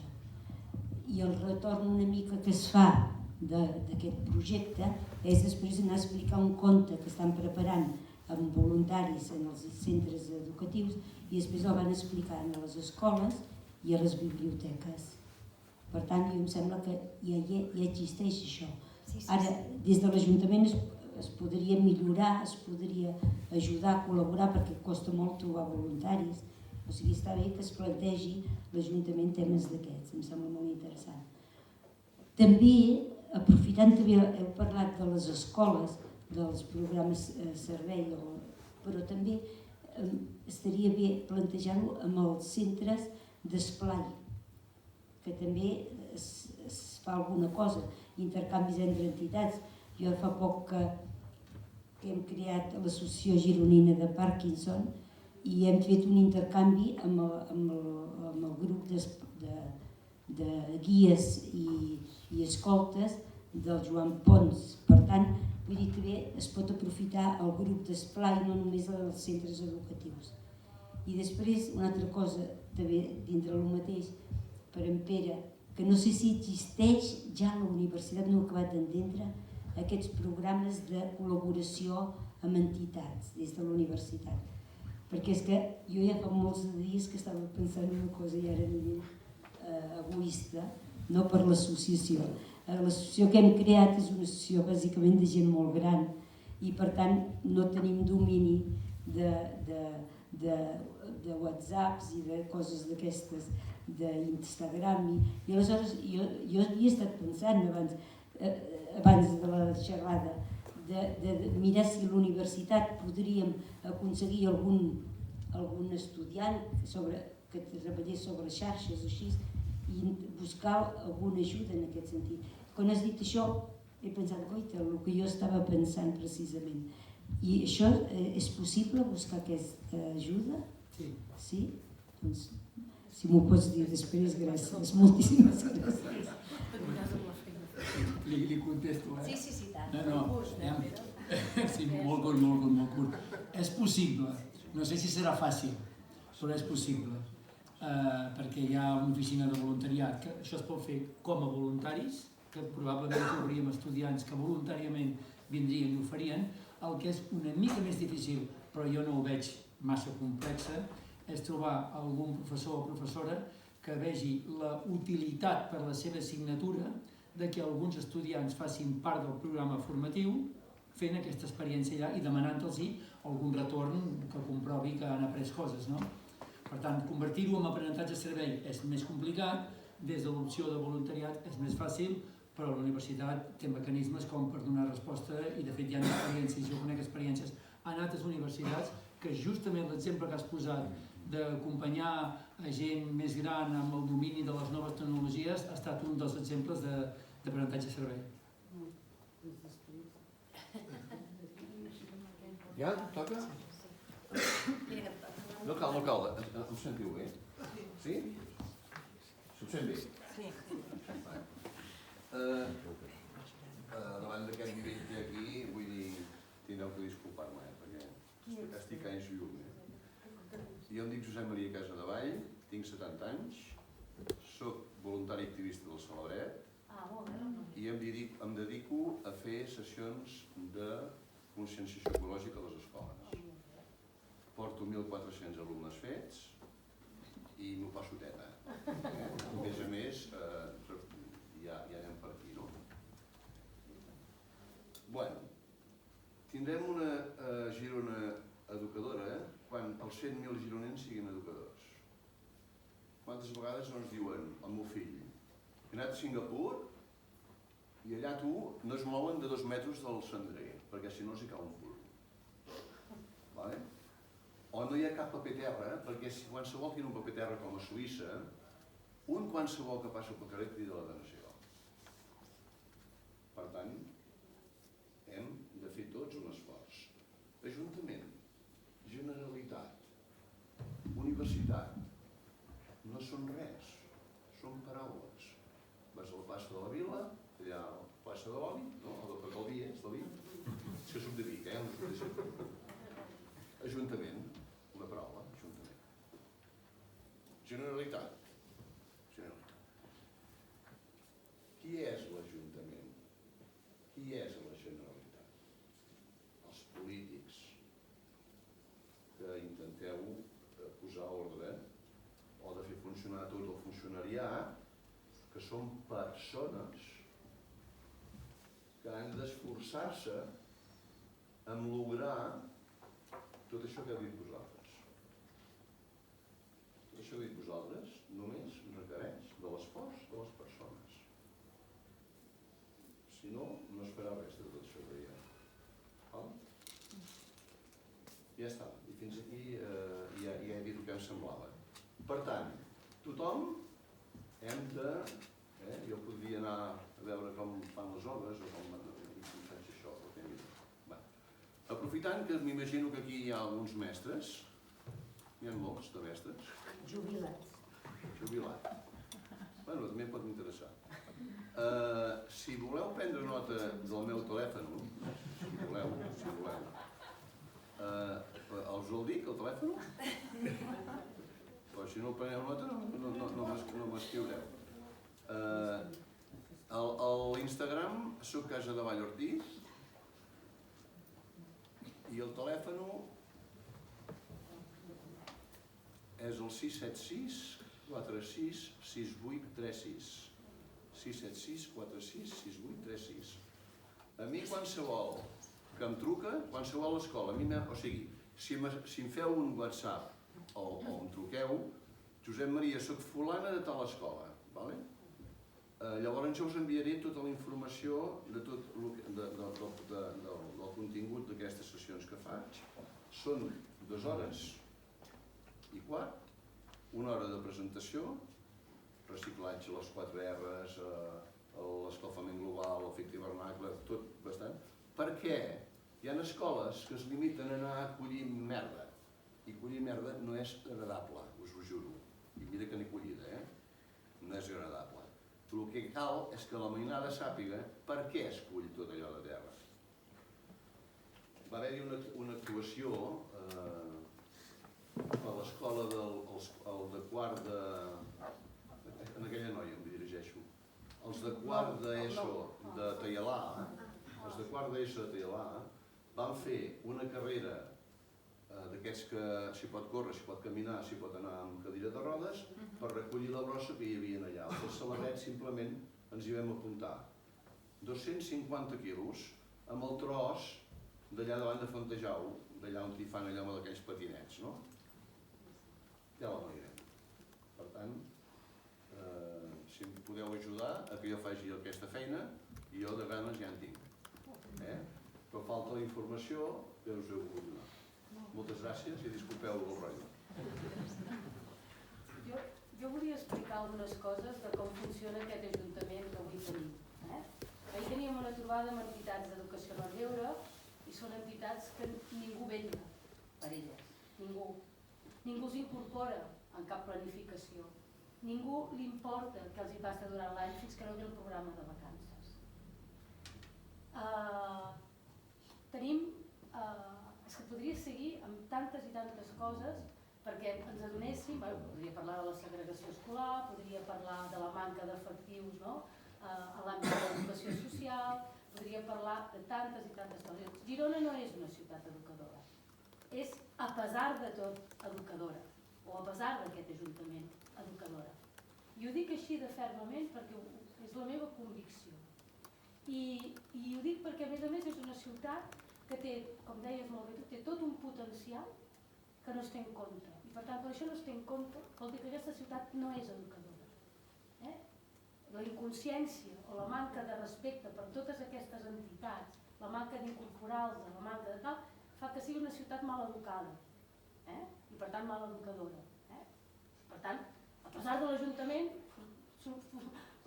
sortosament, encara hi ha moltes coses que passen que són educadores. En aquests moments, moltes de les coses que vosaltres dèieu té a veure precisament amb el que alguns d'aquí, uns més a l'àmbit universitari, els altres més a l'àmbit professional, treballem des de fa molts anys, que és l'educació social. I bàsicament el que es tracta és que Girona entengui que ha de posar a l'individu, a la persona, en aquest cas ha de parlar, com ens centrava més potser en infants, adolescents i joves, al centre. I famílies. I el que va a l'entorn d'aquesta. Podríem dir persones en general, però parlar. Si tu poses l'individu al centre, busques la manera d'articular els recursos. Si tu el que fas és justificar uns recursos sense tenir en compte que el que vas a fer és a cobrir unes necessitats i un desenvolupament humà, tu no tens cap problema. Biblioteca, tal, però la ciutat segueix sent no educadora.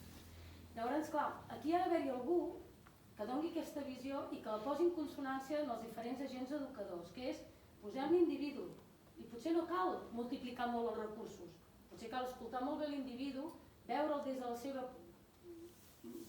aspecte polièdric i dir aquest infant que viu en aquest barri, el barri tardarem molts anys a canviar-lo, d'acord?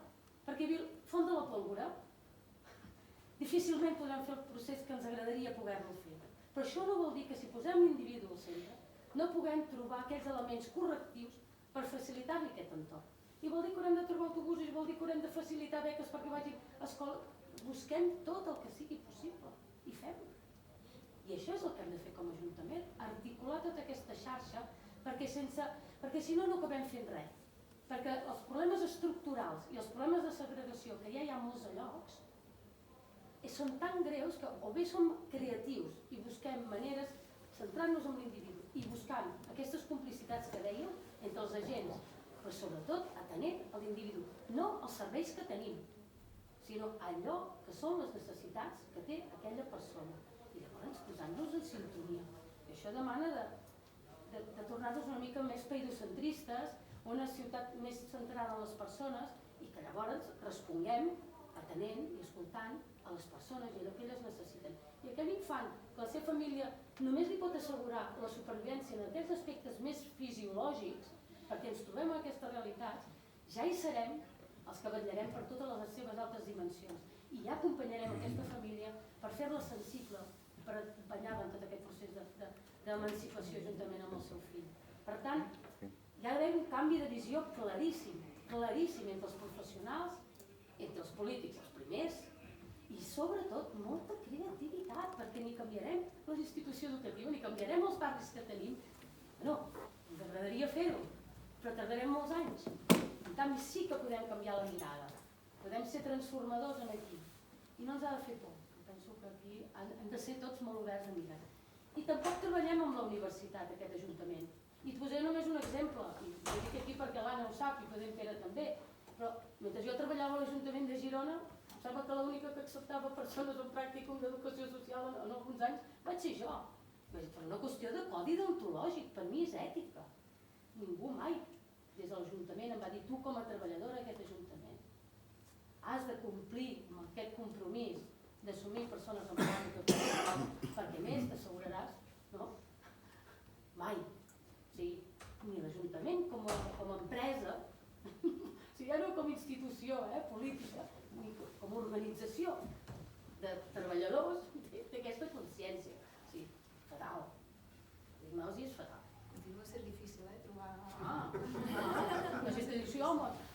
gent que tenim, o tenim tants problemes, a sobre tindré estudiants de l'UDG. Imagina't, aquest és el Vox Populi. Albert, digues, sí. No cal, no pot ser el micròfon o... No tinc la veu fluixa. Pues espera. És com Albert, ara tal. He fet un canvi.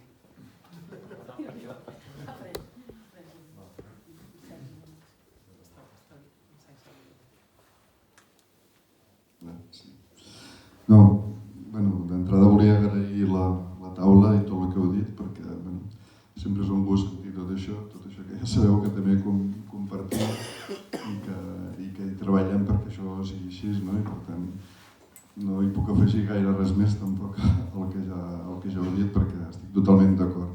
Potser només, no sé, complementar o precisar alguna cosa, no? Intentava fer una mica com en Pere, idees molt concretes, però no, tampoc embolicar-me massa, no?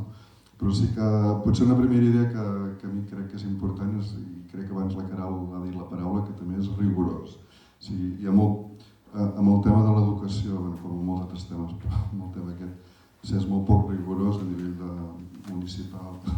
Quan treballem en el SEMA, treballem sobre intuïcions, però no se'ns donen dades, i tenim una universitat i tenim molts altres àmbits en els quals es podrien fer projectes molt ben fets i molt acurats i amb molt de seguiment. I penso que això és important. I per exemple, voldria assenyalar que no és rigorós quan es diu que a la ciutat de Girona la segregació ha baixat un 30%, perquè això és del tot, si només s'agafa una dada puntual, se li pot fer dir el que vulguis. Però com a més hi ha escoles que no solament no ha baixat la segregació, sinó que s'ha incrementat, després és un insult, no? Vull dir que aleshores una mica és aquesta sensació, no? I que en el fons, en aquesta ciutat tan rica i d'una mesura tan humana que tenim, però les desigualtats estan creixent. I per tant això, a l'accentuar-se, aquesta situació és que ens porta a un problema més gran que volia afegir, que a vegades es parla molt que la segregació és una segregació residencial. Però en aquests moments la segregació escolar està provocant segregació residencial a Girona. O sigui, hi ha gent que, com que no vol portar els seus fills a les escoles del seu entorn, els porta lluny i al final acaben visquent en un altre lloc. Òbviament són els que poden, els altres que no poden es queden allà, no? Encara aquesta tarda estàvem en una escola que també estava dient una mica el mateix, la preinscripció, anem baixant de preinscripció perquè la gent, com que té ajudes per anar a altres escoles, ens anem quedant aquí només molts.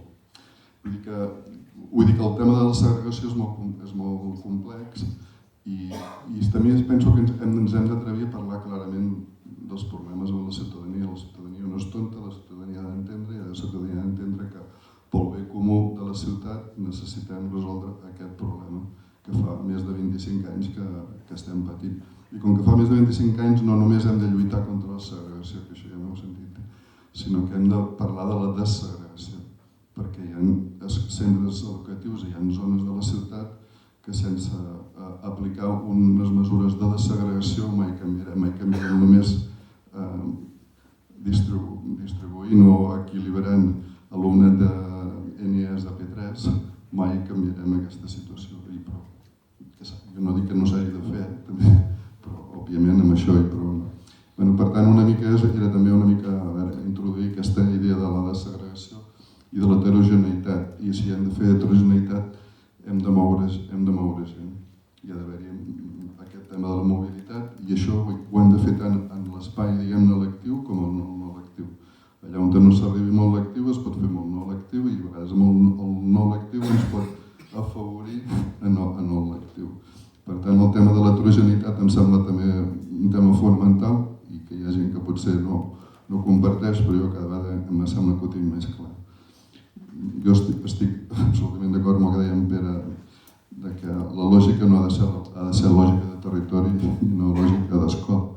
Però sí que també volia explicar que en el meu territori, en el barri de Santa Eugènia, que vam reivindicar un equipament esportiu, com és l'equipament del Montfalgàs, i que el vam reivindicar reivindicar per fer activitats amb els infants i joves del nostre barri. En aquest moment, el 80% de l'ocupació d'aquest equipament és per nois que no són del barri.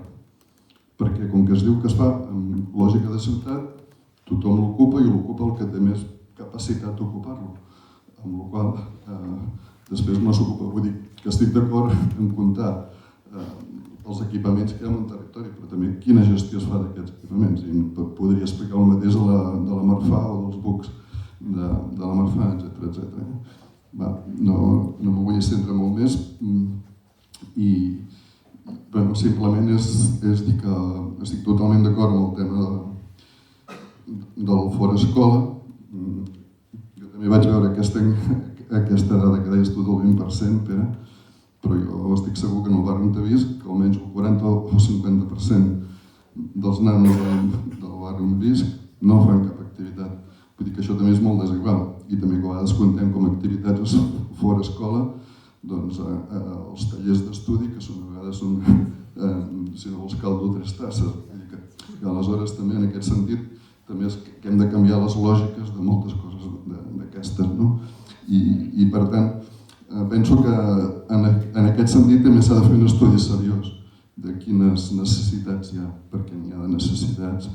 I l'Ajuntament que tenim dedica 0 euros propis per les activitats fora escola durant el curs. Hauríem de discutir si en casals d'estiu s'hi dedica, sí que hi ha una partida o hi ha una tradició més gran de fer-ho en el període d'estiu, però durant el curs és 0 euros. I per tant, en aquest sentit, jo sí que defenso que hi hagi una oferta pública d'activitats extraescolars amb criteris de tarificació social per a tothom i per tant, en aquest sentit, que es treballi en aquesta línia, com de fet esteu apuntant, amb la línia també que es faci a través de taules territorials, com hem dit, etc.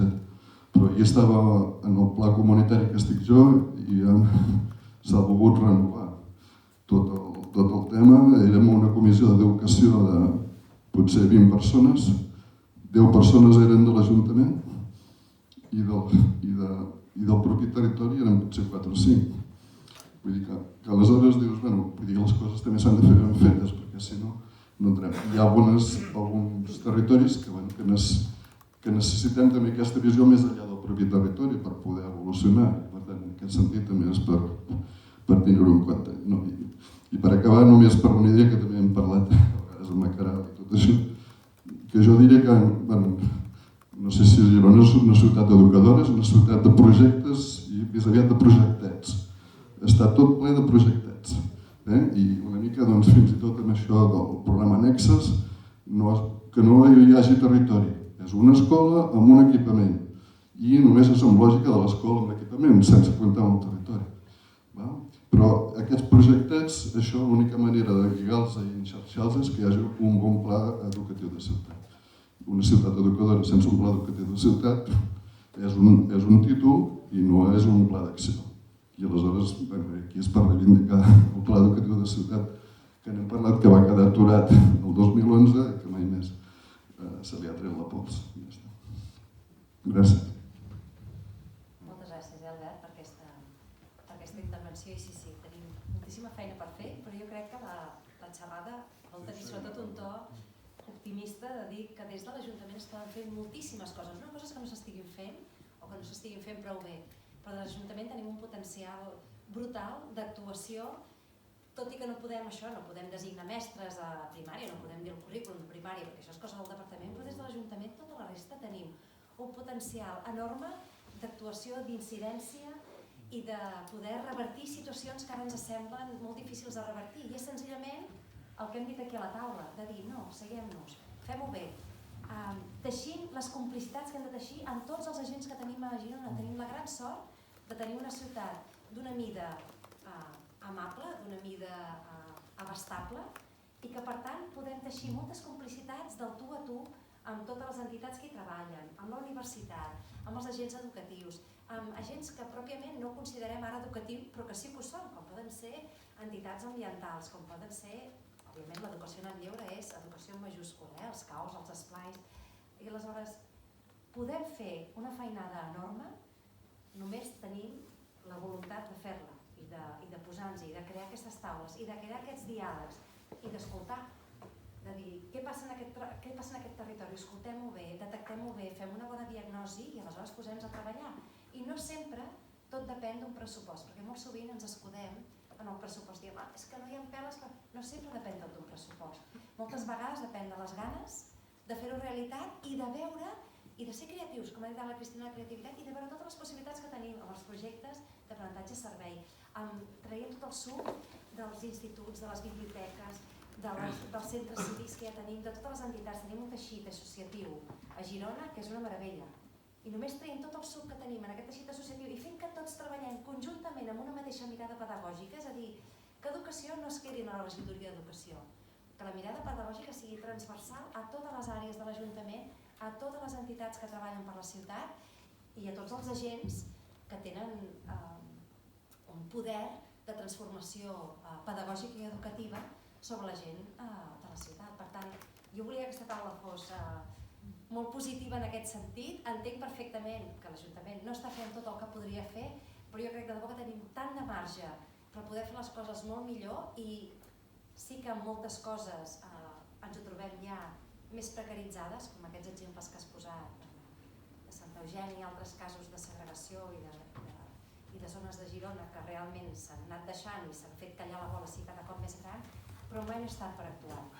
I aleshores potser en algunes zones no trobarem un retorn, un resultat al cap d'un any, però sí que a mesura d'anar-hi insistint, d'anar fent i d'anar fent petits passos, d'anar teixint petites aliances, d'anar teixint tota aquesta comunitat. Els plans comunitaris són bàsics i creure-se'ls és bàsic. Tenir un pla comunitari que és una cosa escrita i posar després en el calaix, això... I amb recursos, com deia en Roger. Exacte. I aleshores, si realment revertim tot el potencial que tenim com a Ajuntament i com a ciutat i el posem de debò en aquest servei educatiu, jo crec que tenim moltes possibilitats que Girona sigui una ciutat que doni oportunitats a tothom, que no deixem ningú enrere i que tinguem tot aquest alumnat amb les mateixes oportunitats de futur, amb les mateixes oportunitats formatives per arribar a ser persones adultes amb unes capacitats laborals, econòmiques, socials, culturals que siguin majoritàries per tothom, que no ens quedem sempre amb els mateixos segments que arribem a tot arreu i que fem ús de tots els equipaments que hi ha i uns altres segments que es queden a la inòpia sense saber tots els recursos que podem oferir-nos. Aquest era només... No sé si he volgut, disculpeu si he volgut ser... No, m'agrada molt la intervenció. No volia ser negatiu, però sí, potser a vegades sí que et fa ràbia de que havent-hi els espais i havent-hi les possibilitats no es realitzin, no? I que sí que una mica, sobretot ara també des de l'espai de l'educació 360, que pivota molt sobre el municipi, penso que realment des d'allà on es pot fer molta feina i se'n fa, quan es vol estar ben dirigit, és des dels municipis. En aquest sentit estic totalment d'acord amb això que has dit. Molt bé, moltes gràcies. Anna, no volies, no? Queria aixecar la mà, ja ho he dit. Agafant molt el que havia dit, ja havia passat. Només us convido a que mireu el nou currículum formatiu dels mestres, perquè va en la línia oposada a el que aquí s'està plantejant. Però oposada és a les antípodes, o sigui, no hi ha ni una sola assignatura que plantegi en la formació dels mestres el treball des d'una mirada comunitària. Ni una. I els instituts que venen són els que venen excel·lència. Ja Això m'explicareu què és. això és formació primària, educació primària. Ho dic perquè us convido que mireu, perquè això s'implantarà en breu, no? Evidentment els mestres no els tindrem fins aquí 5 o 6 anys, no? O 7, però el discurs d'un lloc i l'altre va una mica en contraposició. Més feina ho haurem de fer des de...